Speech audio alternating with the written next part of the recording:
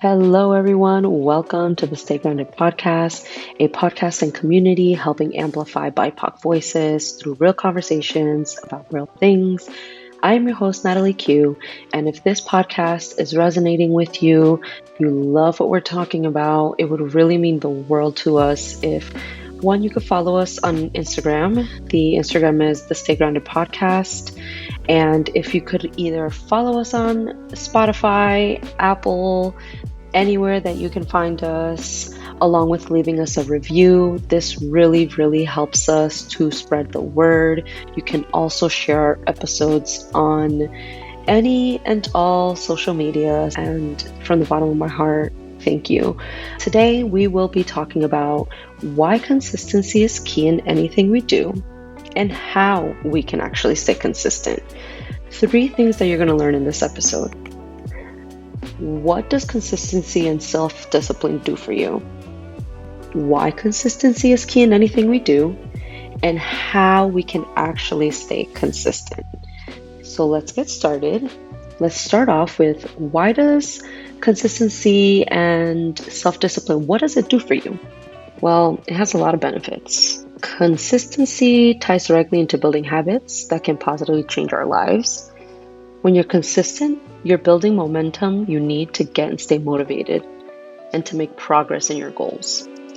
Consistency in practice, it instills discipline, it sharpens our attention, and it increases awareness in the things that we're doing. And a couple of notes about consistency before we move on to why consistency is key in anything we do. So number 1, they help you reach your goals. Number 2, it keeps you excited about what you're going after. 3, consistency requires consistency, y'all. I know that sounds so silly, but it is a nice reminder. You also begin to trust yourself and others, and you also break old habits, which really isn't easy to do. But telling yourself one more day will keep you consistent and help you experience personal progress. It also requires you to take small steps. We live in a world where it just seems like we want everything so quickly, and you'll hear me say this in other podcasts, but staying consistent really requires you to take small steps, and we'll dig a little deeper. The next one, with consistency, I want you to focus on the progress and not the end goal. Again, if you continuously focus on the end goal, you're going to get discouraged because, again, we're programmed to getting these things immediately, and so we expect immediate results, but that's not how it works. The people that you see that have success, that are your idols, these musicians, these artists, they've created discipline in all the things that they do, in all of their crafts. So making sure that you focus on the progress that you're making and not the end goal is really important.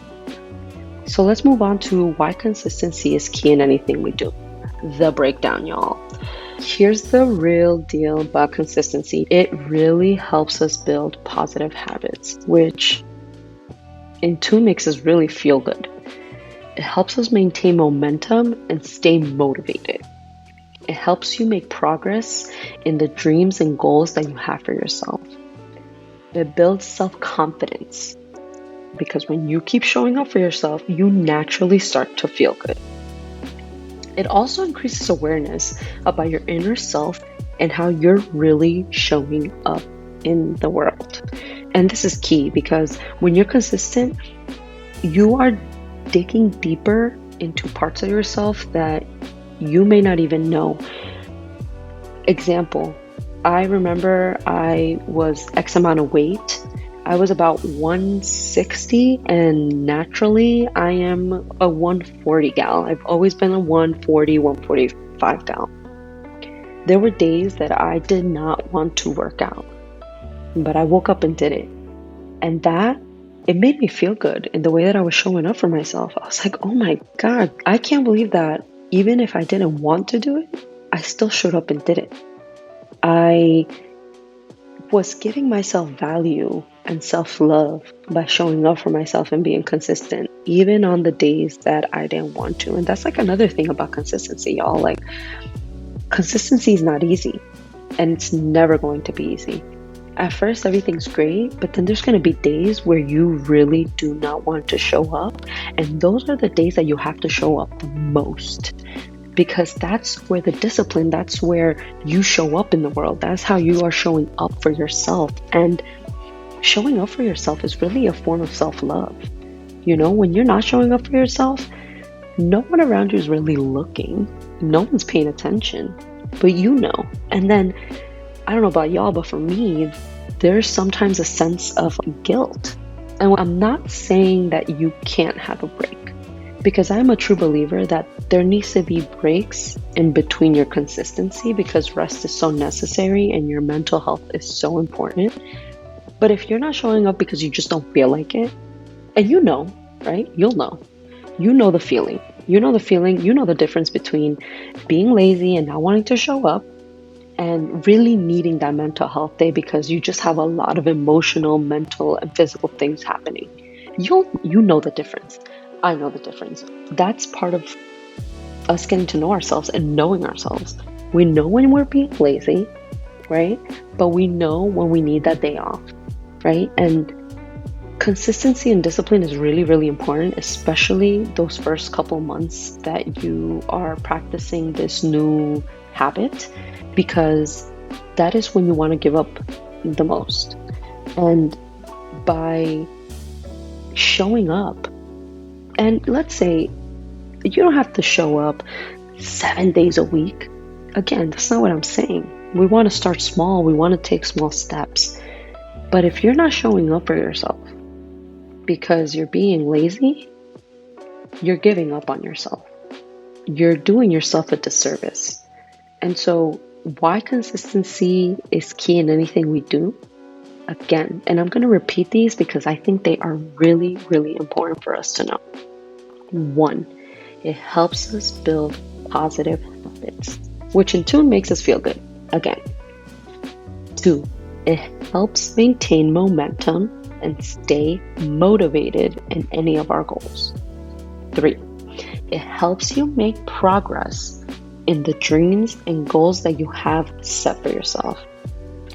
4, it builds self-confidence because when you keep showing up for yourself, you naturally start to feel good. 5, it increases awareness about your inner world and your inner self and how you're really showing up in the world. Now, how can we actually stay consistent? Because saying it is so glamorous and so great, but how can we actually stay consistent?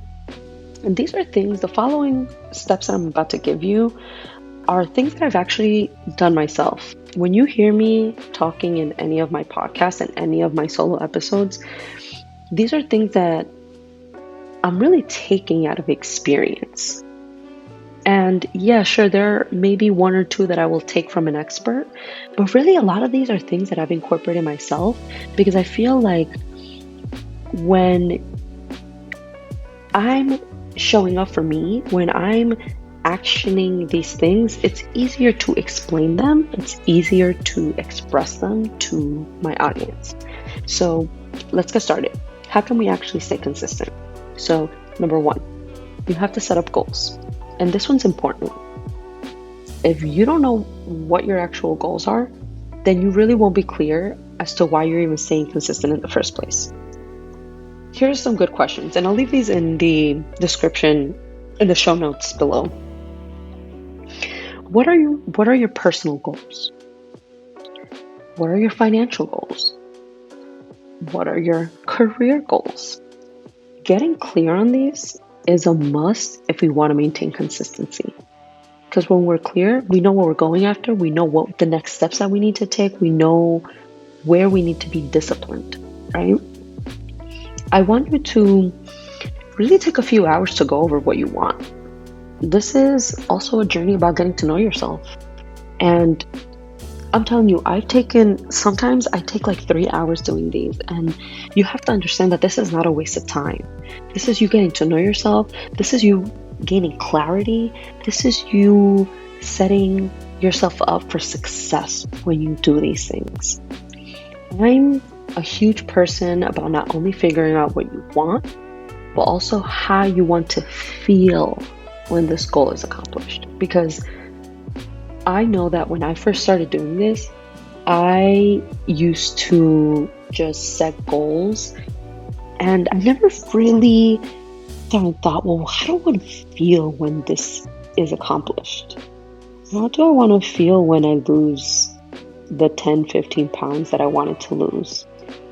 And then when I did it, for example, when I was setting that goal, I said, how do I want to feel? And that was a huge thing that I wrote on my paper. I was like, how do I want to feel? And I definitely think that you should write it. Everything in writing is incredible and it stays in your brain and it just seems more real because you're seeing it. And then I remember saying, I want to feel light. I want to feel less groggy.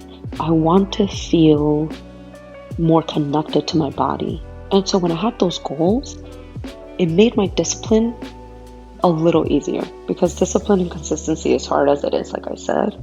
But knowing that feeling that I was attaching to that goal made me go after it more. It made me stay the course rather than steering off of it, because when I would go and say, oh, I want a banana bread. I love banana bread, guys. Like my favorite thing in the world, and donuts. But when I would go back to eating a bread, I'd be like, wait, but this is going to make me feel groggy. This is the one thing I don't want to feel. And so knowing that feeling and attaching that feeling to what you want to do and what your goal is really, really important. Because associating your goal with a feeling, it'll keep you going because you'll strive for that feeling, right? So number 2, and I talked about this earlier and I said I dive a little deeper, is taking small steps. Rather than focusing on long-term goals, 1, 3, 5 years, focus on a maybe 90-day goal and then break it into 2-week sprints. Like, okay, not 90-day goal. What I mean by 2-week sprints is, okay, I'm going to go to the gym 2 days a week, whatever you choose.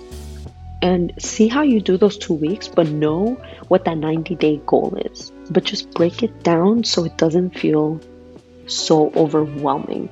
It really reduces that feeling of overwhelm, and you're concentrating your attention on your goals for the next 2 weeks rather than that anxious feeling that you get when you're trying to achieve something for 3 years.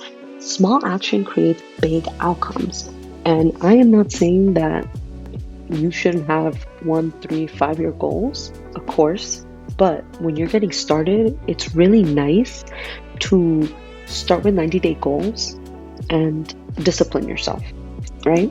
And then remember to take things one step at a time, one day at a time. If you start to have doubts and wanting to quit, just tell yourself, what if I did this just one more day? Let me do this one more day and I'll decide if I want to quit tomorrow. And I got this from one of my favorite podcasters. His name is Ed Mylett. And I'll put his podcast below because he's such an inspiration. And I love to share things that motivated me. He always says, one more day. And this is huge when you are taking small steps to create big goals. One more day. Number 3, schedule the taking action. Tony Robbins once says, if it's not scheduled, it's not real. And unless you're giving yourself consistency, a day, time, a focus block, it's really not your priority. And I learned this the hard way. I would say, again, to the losing of the weight, because it's the easiest example, I would say that. But then I wasn't scheduling gym time. So that made no sense. Once I started to schedule and set up a calendar that showed my action, I started to action. I know that sounds so silly, but it's so true when you're seeing it in your calendar. It's really in your timeline to action. And so you started to make those changes. Another thing that goes with this is doing an end of the week review on your performance. Can you look into your calendar and see an accurate reflection of what's happened? Can you? Can you go back on a Sunday when you're reflecting? And you should be doing this always because it's really important. I try to do this every Sunday myself with my personal, financial, and my career goals. Like, are you really reflecting on what's occurred during the week? Did you make these goals happen with whatever it is that you need to be disciplined? And if you haven't, you'll know. You'll have to reevaluate yourself for the following week. Also, write the things that you did do. Let's say you wanted to eat less bread. And, okay, you ate bread one time less that week. That's still a win. I want you to really see where you went wrong, but also congratulate yourself with where you went right. And then plan accordingly for the following week. And that was perfect. That was actually going into my next one, which is evaluating your performance daily and weekly. Reflection is a really critical component of consistency. And like I was saying, if you spend about 15 to 30 minutes each night reviewing the things that you've completed that day, and then at the end of every week, you review what you did also, or maybe didn't do, right? Ask yourself why these things weren't completed and where you can make progress for the following week, which is exactly what I said. And this is a cute little extra reminder of what you should be doing. Really evaluating your performance. Another one, work quietly. I used to be a big sharer of goals with absolutely everyone and everything, and just sharing your goals with very few people and working in silence has its benefits. Let your actions speak for itself. What far too many people do is publicize what they're going to achieve, which then leads to a lethal combination of cheerleading and criticism, both of which give the person too much confidence in a goal not yet attained, and then too little confidence in their ability to attain it. That's why most people won't get why you're doing what you're doing. Reduce the energy drain of feeling the need to explain it. And I'm telling you from experience, this used to be a big one for me, because I used to just get so excited about my goals and telling everybody I'm expressing it. But then I found myself being anxious when I wasn't achieving it, because I was feeling like a phony. I was feeling like I wasn't showing up for everybody, when really the only person that I needed to show up for was myself. So keep these dreams private, work in silence. And I'm not saying that all goals need to be this, but when you're first starting, it's really important to share them with the people that will motivate you. Share with the people that are in your inner circle that you trust, that will keep you motivated, not that will criticize you, not that will say, oh, we'll see if you'll do that. We need motivators when we're doing these things. And publicizing all your goals, it's not a positive way to do it, because again, it creates a lot of anxiety and inner criticism that you don't need when you're starting this journey. Let's move on to the next one. I want you to really document your progress. And we could do this through pictures, videos, lists, letters, you name it, you can do it. I personally document things, one, via video. I try to create a video every 3 months of my progress and just kind of talking to myself. It is not something that I share with people. It is something that I review and I look at every 3 months just to see what I'm doing, how I was feeling, and what I can do to keep going, right? Documenting your progress and going back to it, it really encourages you to keep going. That's really what it's done to me. You become addicted to the results and feeling good. It's an addiction. It becomes really addicting to feeling good. So do this through however you want.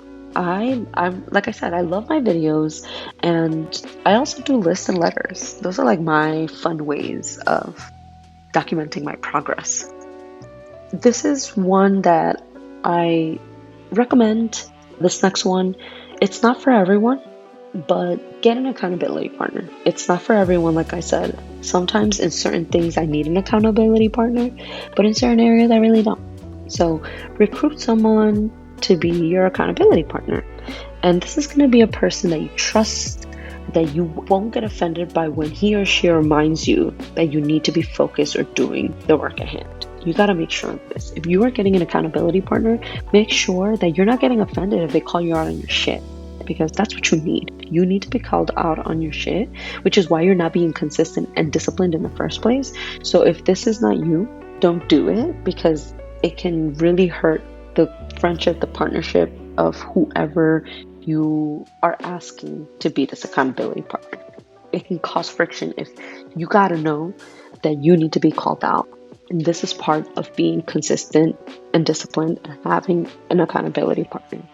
They hold you accountable when you are not doing the shit that you're supposed to. And like I said, this isn't for everybody, but for those that feel like they need it, please do so, because there are certain areas in my life where I do have an accountability partner, but it's really someone that I know is a go-getter like me, that can help me, that is even more disciplined than I am. So make sure that when you are picking this accountability partner, it's not someone that is as lazy as you, that procrastinates like you, that doesn't action things, because then you are both going to be stuck in the same circle. So make sure that you are choosing the right accountability partner. This one is a new one for me that I started to incorporate, but I started to pick a role model who motivates me. When you have a role model that you look up to, we want to strive to be, feel, and accomplish the things that they have. And this could be anyone from somebody famous to somebody in your community to someone that you know personally. Having a role model really encourages you to stay focused, because you see their results and you want their consistency and their discipline and their results to be your own. So having this, put a picture somewhere or go on their Instagram and see what they're doing. And when I say this, I don't want you to go and badger yourself because you are not like that. This is not the point. You are not. You are you, and you are uniquely beautiful and you. Okay, so I don't want you to start getting in your head that you're not like them. No, this is supposed to be a positive thing. This is supposed to be a motivator for you. Another one, and this is the last one that I have for you. And I think this is one of the most important ones out of staying consistent, because it makes you feel good. I need you to celebrate your wins, no matter how small. Staying consistent is just as important as celebrating your wins. I don't know, do your happy dance, buy yourself flowers, take yourself out on a date, buy yourself something that you want, because when you celebrate yourself, you also feel good. You acknowledge your accomplishments for the day, the week, the month, the year. And when you're celebrating yourself, you acknowledge that you deserve it because you've been doing good work. I want you to celebrate the wins. Even, let's say, after 10 days, you're like, you know what? I deserve a day off. Let me do something that I enjoy. We spend most of our lives on the actual journey and not really in the end result. And I started to realize that in the last 6 months. Most of our lives are spent in the journey. So why not celebrate and enjoy it while we're living it? So let me run down the action steps to actually staying consistent. 1, set up your goals. 2, take small steps. Take small steps. I'm such a believer in the small steps. 3, schedule taking action. 4, evaluate your performance daily and weekly. 5, work quietly. 6, document your progress. 7, get an accountability partner. 8, pick a role model who will motivate you. 9, celebrate your wins. And y'all, you have 9 to pick from. Remember, this is about getting to know yourself. So do what feels right to you. Maybe the one that I do encourage that all of you do is to celebrate your wins. That is the one that I really want to encourage you to do consistently, and doing things in small steps. Those are the 2 that I need you to really, really hone in on, and I need you to do, because this is going to take you places. But the other ones, see what works for you. Really, all of these steps I have taken, and not simultaneously all in one. It's not how I've done it. But little by little, I started to pick these up. So, 9 different ways that you can action consistency, y'all.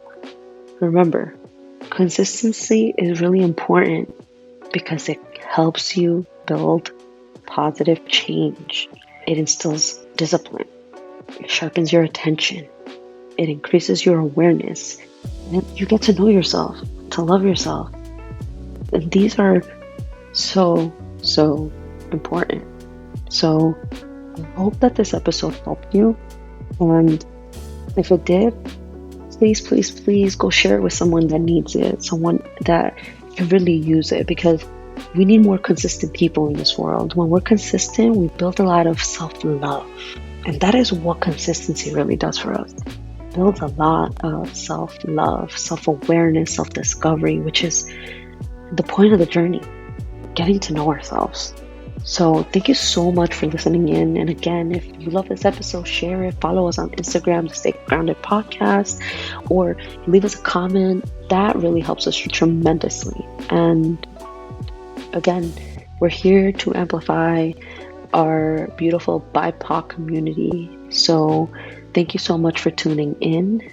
And I'll see you next week. Bye, y'all.